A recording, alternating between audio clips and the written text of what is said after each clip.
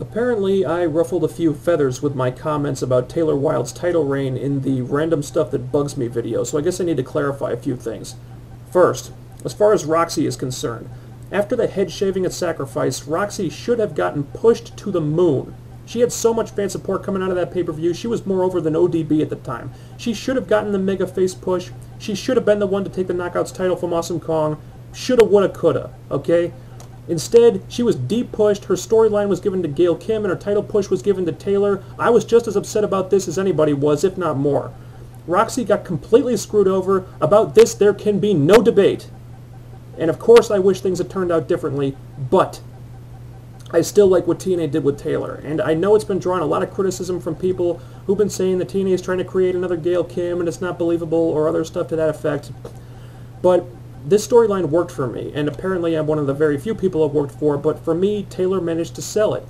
Now, I might agree that Taylor was pushed too hard too soon if she'd done something to justify that criticism, like Santino did with his first IC title run, which was a disaster, but in my opinion, she hasn't. I mean, her work has been awesome so far. I can't think of a single bad performance she's had, unless you count the beauty pageant, which I don't, because you can hardly blame her for that train wreck.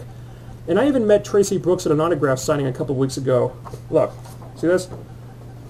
Look, see that? See, there's me, there's Tracy, and there's even Petey Williams right there. So anyway, I talked to Tracy about this for a while, and she had nothing but great things to say about Taylor. In fact, that quote from Tracy about Taylor that I put on the No Surrender video, that's where that came from. Okay, that conversation is where that came from, alright? So, yes, I'm pissed that Roxy got crapped on after Sacrifice. I'm pissed off that somebody else got her title push. But I don't hate Taylor for that because she's been working her ass off to deserve it, and nobody can say differently. Now, if all of a sudden her matches start to suck, she starts botching spots or whatever, then I say take the belt off her yesterday. But as long as she keeps performing at the level that she's been performing at, then I really don't see what people are complaining about.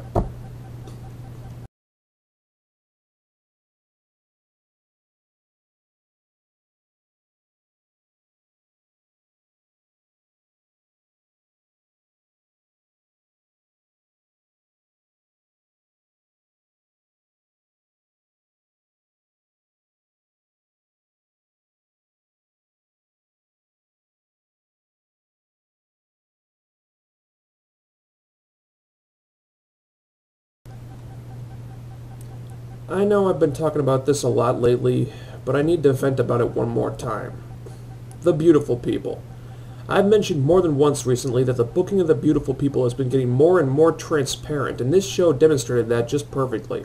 On iMPACT this week, we had them featured in 2 segments, 2 women's matches which weren't even that good. They were in the main event, and the problem is that none of this had anything whatsoever to do with Bound for Glory. Instead of this filler stuff, couldn't we have put Velvet and Angelina on the shelf for the week and devoted more attention to hyping the pay-per-view? Maybe do something more to promote the Knockouts title match? Or, God forbid, the X Division title match? But I've been through all that before with the marginalizing of the X Division, so I'm not going to go there again. Look, it's real simple. The Beautiful People are nothing but a means to an end right now. They're there to get ratings, and that's it. The writers put them in the first quarter to pop the rating, and the second to last quarter to pop it again to lead it into Mick Foley's debut. It doesn't matter if they're not on the pay-per-view card. It doesn't matter that their pushes never go anywhere. They're just there because they draw ratings. Like I said, it's transparent booking, it's a cheap ratings ploy, and I'm getting really tired of it. But aside from that one gripe, I thought this was a good show. More great promos throughout the night. Mick Foley cut an awesome one, adding a new dimension to the Jeff Jarrett-Kurt Angle feud. And this feud has been really well done so far. I hope TNA will build more feuds like this in the future, because look what they've done here. They've gotten Kurt Angle and Jeff Jarrett to the point where they want to tear each other apart without resorting to stupid gimmicks, random swerves, or anything like that, anything like any of their little fallback booking quirks.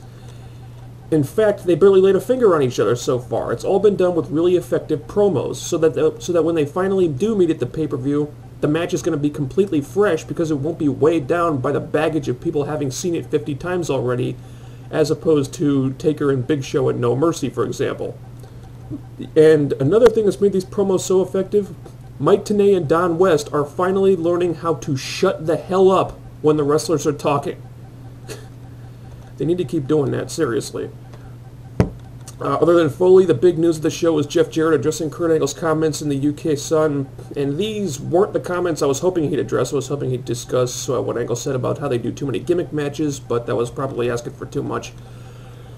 What he did bring up were Kurt Angle's comments about Vince McMahon and used those against him with an interview that Kurt did when he first came into TNA 2 years ago, but it never aired. And I love that they incorporated that into this whole storyline because worked shoot angles, when they're done right, can be awesome. And now these characters have every reason to hate each other. Plus, you know they can't be too fond of each other in real life right now either, so that paints their pay-per-view match in a pretty different light. And any time you can bring real emotion into a storyline is always a great thing, because real emotion is more effective than anything you can manufacture. Perfect example.